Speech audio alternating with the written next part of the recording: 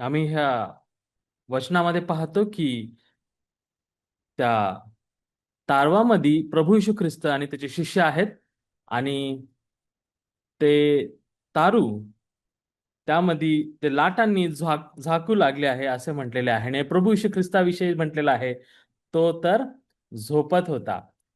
आणि हा आमचा थकलेला भागलेला सेवा करत असलेला ख्रिस्त आम्ही पाहतो अ, थकलेला आहे आणि तो त्या तारवामध्ये झोपत असलेला आम्हाला पाहण्यास भेटत आहे. आणि असं म्हटले तिकडे त्याच्याजवळ त्याला ते शिष्य आले आणि त्याला म्हणाले जागे करून की आम्ही बुडत आहोत, आम्हाला वाचवा. आणि आम्ही पाहतो की परमेश्वराने त्या प्रभू येशू ख्रिस्ताने त्या वादळाला धमकाविलेला आहे आणि अद्भुतरित्या त्या सागराला त्या वादळाला शांत केलेलं आम्ही तिकडे पाहू शकतो. प्रियांनो, आम्ही ज्यावेळेस पाहतो ह्या गोष्टीकडे त्यावेळेस त्या शिष्यांना हा प्रश्न पडलेला आहे की हा आहे तरी कोण, हा कोणत्या प्रकारचा मनुष्य आहे जो वादळाला देखील धमकावित आहे आणि ते त्याचे ऐकत आहेत.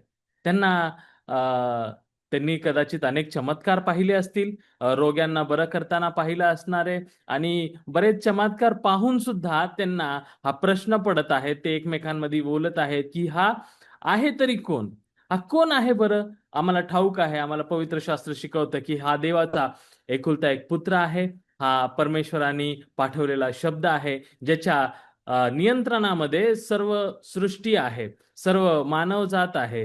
होय, त्याच्या शब्दापलीकडे कोणीही जात नाही. त्यांनी मृतांना देखील आवाज दिली तरी ते काय होतात, जागे होतात. असा हा सर्वसमर्थ प्रभू आम्ही या वचनामध्ये पाहतो. तो तिकडे काय करत आहे, तर तिकडे तो वादळाला धमकावित असताना, तो वादळाला शांत करत असताना आम्हाला पाहण्यास भेटत आहे. का म्हणून तो करत आहे? कारण का ह्या निसर्गाचा निर्माण करताच तो आहे, या निसर्गाला चालवणाराच तो आहे, सर्व काही त्याच्या हातामध्ये आहे. आम्ही जर स्तोत्र संहितेच्या 95व्या अध्यायामध्ये जर आम्ही आलो तर तिकडे आम्हाला त्याविषयी वाचण्यास भेटेल. आम्ही जर आलो साम्स चॅप्टर 95 आणि त्याच्या दुसऱ्या वचनापासून पुढे 7व्या वचनापर्यंत आम्ही थोडं वाचूया.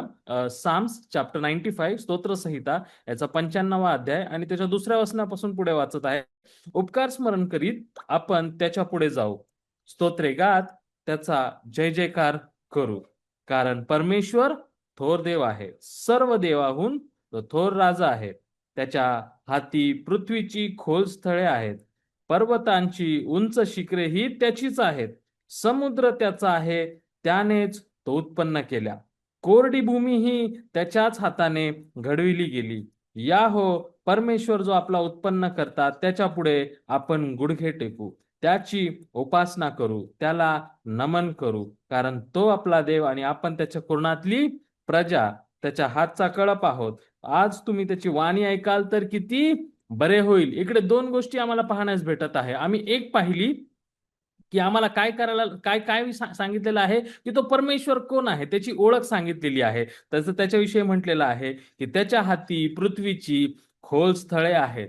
आम्ही पाहतो की पर्वताची उंच शिखरे ही त्याची आहेत. समुद्र त्यानेच उत्पन्न केलेला आहे, तो त्याचाच आहे प्रियांनो. आणि हे सर्व त्याच्या शब्दाच्या बाहेर नाही. आम्हाला सामर्थ्य पाहण्यास भेटत आहे. आम्ही जर उत्पत्तीच्या पुस्तकांमध्ये गेलो, कशा प्रकारे हे सर्व अस्तित्वात आलेलं आहे हे आम्ही पाहू शकतो. परमेश्वरांनी त्या आज्ञा केलेली आहे. होय, शब्दाद्वारे सर्व निर्मितीत आलेला आम्हाला पाहण्यास भेटत आहे. केवळ शब्द उच्चारण्यात आलेला आहे आणि सर्व काही जे आम्ही आमच्या डोळ्यांनी पाहत आहोत, हे निसर्ग पाहत आहोत, हे प्राणी पाहत आहोत, आम्ही पाहत आहोत, मी म्हणू शकेल की वनवृक्ष पाहत आहोत, आम्ही डोंगरे, दऱ्या डोंगर पाहत आहोत. हे सर्व काही त्याच्या शब्दाद्वारे उत्पन्न झालेलं आहे हे आम्ही पाहतो प्रियांनो.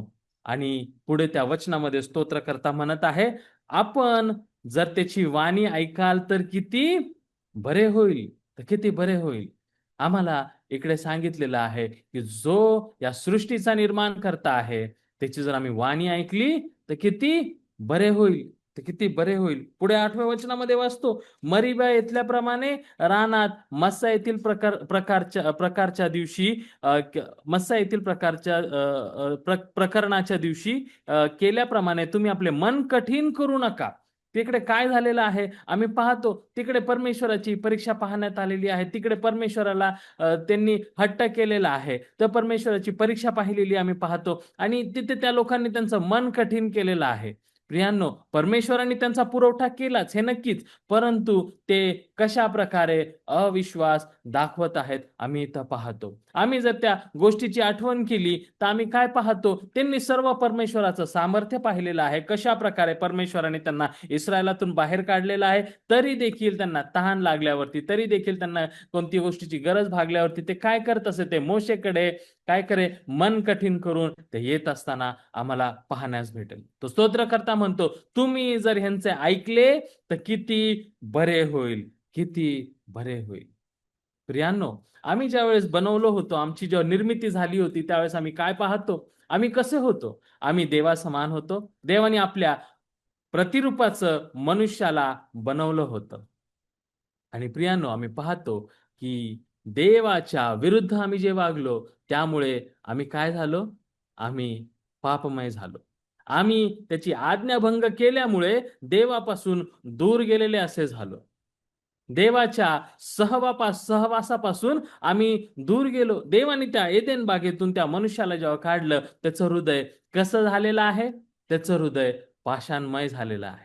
त्याचं हृदय कठीण झालेलं आहे. तो जो स्तोत्रकर्ता जसं म्हणतो की तुम्ही तुमचे मन कठीण करू नका, तो का म्हणत आहे, कारण का आमचं मन कठीणच झालेलं आहे. आमचं मन पाषाणासारखं, आमचं मन दगडासारखं झालेलं आहे. पण प्रियांनो, देवाला सर्व शक्य आहे. हे पाषाणमय हृदय देखील नीट करणं हे देवाला शक्य आहे.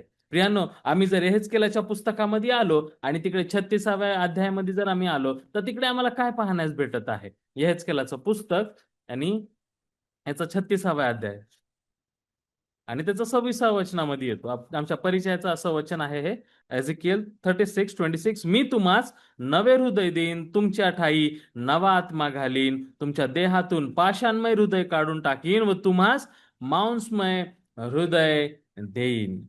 प्रियांनो, आम्ही काय पाहतो की इकडे म्हटलेलं आहे, मी तुम्हाला काय देणार आहे, मी तुम्हाला नवीन हृदय देणार आहे. जे हृदय त्या देवाविरुद्ध बंड करत होतं, जे हृदय देवाच्या विरोधात जात होतं, देवाच्या आज्ञे पलीकडे जात होतं, परमेश्वर म्हणतो मी ते काय करणार आहे, मी ते काढून टाकेल आणि तुम्हाला काय करीन, नवीन हृदय देईल. तुमच्या ठाई मी नवीन आत्मा घालील, तुमच्या देहातून पाषाणमय हृदय काढून टाकीन व तुम्हाला मांसमय हृदय देईल. मांसमय हृदय देणार आहे. जे पाषाणमय, पापामुळे जे आमचं हृदय दगडासारखं झालं होतं, परमेश्वर म्हणतो ते मी काढून टाकेल, ते मी काढून टाकेल. कशासाठी? म्हणजे ज्या वेळेस आमच्या जीवनामध्ये वादळ येतात, आम्हाला काय कळतं? आम्हाला कळतं की हा कोण आहे? हा आमचा परमेश्वर आहे, हा आमचा उद्धारक आहे. आम्ही ह्या प्रभात समय थोडासा विचार करूया. ज्या वेळेस आमच्या जीवनामध्ये हे तारवामध्ये असताना, या प्रवासामध्ये असताना वादळ येतं, आम्ही काय करतो? ते शिष्य कुठे गेलेले आहेत? ते शिष्य त्या प्रभूकडे गेलेले आहेत. पण अनेकदा आम्हाला असं पाहण्यास भेटतं की आम्ही काय करतो, आम्ही प्रभूकडे न जाता आम्ही काय करतो, ह्या पाषाणमय हृदयानेच आम्ही विचार करत राहतो की आम्ही काय केलं पाहिजे, आम्ही कोणत्या प्रकारे बुद्धी लढवली पाहिजे, आम्ही कशा प्रकारे ह्या संकटातून बाहेर सुटू, आम्ही कशा प्रकारे ह्या घटकेतून आम्ही निभावून निघू. प्रियांनो, मला एक सांगू द्या की परमेश्वराच्या पायाजवळ जाणं आणि त्याच्याकडेच उत्तर मागणं, त्याशिवाय दुसरा कोणताही पर्याय मनुष्याला नाही. पर्याय मनुष्याला नाही. मनुष्याला त्याच्या जीवनाच्या वादळामध्ये फेस करत असताना आम्हाला पाहतो, मनुष्याला एकच मार्ग आहे की त्या परमेश्वराकडे जाण्याचा, परमेश्वराला आपली समस्या सांगण्याचा, परमेश्वरासमोर प्रार्थना करण्याचा की प्रभू, मी ह्या संकटामध्ये आहे, तू मला सहाय्य कर, तू मला मार्गदर्शन कर, तू मला दाखवून दे की मी याच्यातून कसं निभावून जावं. आम्हाला अनेकदा कळत नाही की आम्ही काय करावं, तरी देखील आम्हाला परमेश्वराकडेच जायचं आहे. आम्हाला पूर्ण आमचा भाव परमेश्वराला वरच टाकायचा आहे. कारण का आम्हाला जाणायचं आहे परमेश्वर हा कोण आहे. परमेश्वर हा आमचा देव आहे. आम्ही जर स्तोत्र संहिता याचा 100वा अध्यायामध्ये जर आम्ही आलो, तिकडे आम्हाला स्तोत्रकर्ता काय करण्यासाठी लावत आहे. स्तोत्रकर्त्याचा 100वा अध्याय आणि त्याच्या वचन 2 पासून 5 पर्यंत आम्ही काय वाचत आहोत. इकडे येऊया. 100वा स्तोत्र आणि दुसऱ्या वचनापासून वाचत आहे.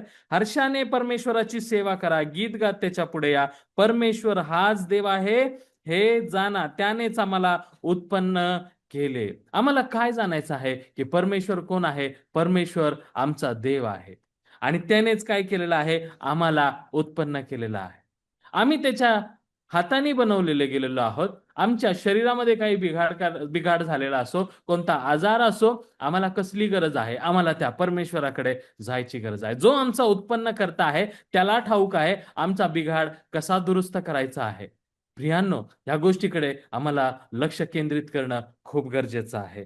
आम्ही त्याचेच आहोत. आम्ही त्याचेच आहोत.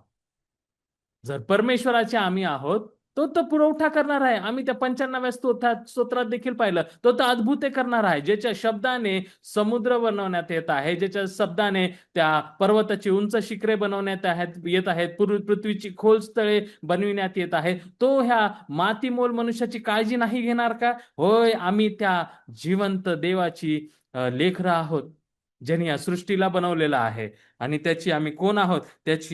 आम्ही त्याची प्रजा आहोत. त्याच्या कुरणातील खळप आहोत. त्याच्या कुरणातील खळप आहोत.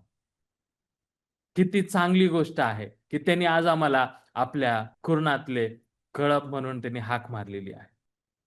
यशायाच्या पुस्तकामध्ये जर आम्ही पाहिलं, आम्ही आपापला मार्ग धरिला होता आणि आम्ही हरवलेले होतो, परंतु आज आम्ही त्याच्या कुरणातले खळप आहोत. आम्हाला मेंढपाळ मिळालेला आहे. त्याचे उपकार स्मरण करीत त्याच्या द्वारात स्तवन करीत त्याच्या अंगणात प्रवेश करा. त्याचे उपकार स्मरण करा. त्याच्या नावाचा धन्यवाद करा. कारण परमेश्वर चांगला आहे, त्याची दया सनातन आहे आणि त्याची सत्यता पिढ्यानपिढ्या टिकते. हा परमेश्वर कसा आहे. हा परमेश्वर चांगला आहे. त्याची दया कशी आहे, सनातन आहे आणि त्याची सत्यता पिढ्यानपिढ्या टिकणारी अशी आहे. आम्ही या देवाला धन्यवाद देऊया. त्याच्या अंगणामध्ये जाऊया. आमचे समस्या घेऊन त्या परमेश्वरापुढे जाऊया आणि आम्ही म्हणूया की परमेश्वरा, आम्ही या तारवात आहोत. आम्ही या तारवात जात असताना हे वादळ आलेलं आहे. विचार करण्यासारखी गोष्ट आहे की ज्या वेळेस आमच्या जीवनामध्ये हे वादळ येतं, आम्ही कोणाकडे जातो. आम्ही आमच्या मनाकडे जातो, आम्ही आमच्या बुद्धीकडे जातो, आम्ही आमच्या अनुभवाकडे जातो. आम्हाला नवीन करारामध्ये हे देखील वाचण्यास भेटत आहे. तुम्ही तुमच्या विचारांवरती अवलंबून राहू नका. तुम्ही तुमच्या योजनेवरती अवलंबून राहू नका. तुम्ही कोणावरती आमचा भाव टाका. तुम्ही परमेश्वरावरती भाव टाका. स्तोत्रकर्ता हे देखील म्हणत आहे, भग्न हृदयाकडे परमेश्वराचं लक्ष आहे. परमेश्वराचं लक्ष आहे. आम्ही आमचं भग्न हृदय घेऊन त्या परमेश्वराकडे जाऊया. परमेश्वर काय आहे? परमेश्वर सामर्थ्यशाली आहे. आमचं भग्न हृदय आनंदित करण्यासाठी, आमचं पाषाणमय हृदय मांसमय करण्यासाठी. प्रियांनो, त्या शिष्यांनी विचारलं, हा कोणत्या प्रकारचा मनुष्य आहे? हा आहे तरी कोण की हा वादळाला आज्ञा करीतो आणि वादळ शांत होत आहे त्याचं ऐकत आहे. प्रियांनो, जे शिष्यांना कळालं नाही ते आज आम्हाला कळतंय. आम्हाला ह्या वचनातून कळत आहे. आम्ही इकडे वाचतो, परमेश्वर हाच देव आहे हे आम्ही जाणलेलं आहे. आणि त्यांनी काय केलेलं आहे? त्यांनी चांगलं ते केलेलं आहे. काय चांगलं केलेलं आहे? आम्ही अजून काय मागावं? त्या गीतकाराने म्हटलेलं आहे, ज्याने आम्हासाठी ख्रिस्त दिलेला आहे, अजून तो काय पुरवणार आहे?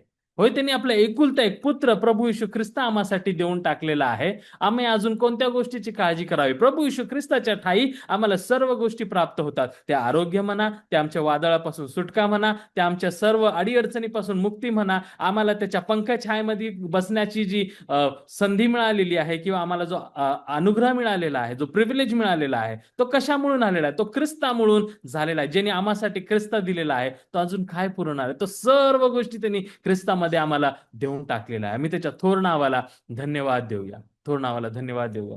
त्या मत्तईच्या पुस्तकामध्ये वाचल्याप्रमाणे हा आहे तरी कोण? हा कोण आहे? हा देवाचा एकुलता एक पुत्र आहे. हा जगाचे पाप हरण करणारा देवाचा कोकरा आहे. आणि आम्ही पाहतो आम्हाला सांभाळणारा हा आहे. प्रियांनो, आम्ही त्याचे आभार मानूया. त्यांनी आमचं पाषाणमय हृदय काढून आम्हाला मांसमय हृदय दिलेलं आहे आणि त्याच्या नावाच्या गौरवासाठी आम्हाला बसवलेलं आहे. प्रियांनो, आज आम्ही कोण आहोत? त्याची कुळातील प्रजा, त्याची लेकरं म्हणून आम्ही ओळखले जात आहोत. आम्ही ह्या सर्व गोष्टींबद्दल, या सर्व चांगल्या गोष्टी परमेश्वराने आमच्या जीवनात केल्या त्याबद्दल त्याच्या थोर नावाला आम्ही धन्यवाद देऊया आणि आम्ही आजचा हा दिवस त्याच्या हाती स्वाधीन करूया. प्रियांनो, खरोखरच आम्हाला सर्व अद्भुत गोष्टींनी परमेश्वराने भरले त्याबद्दल त्याच्या थोर नावाला धन्यवाद देऊ. आमेन.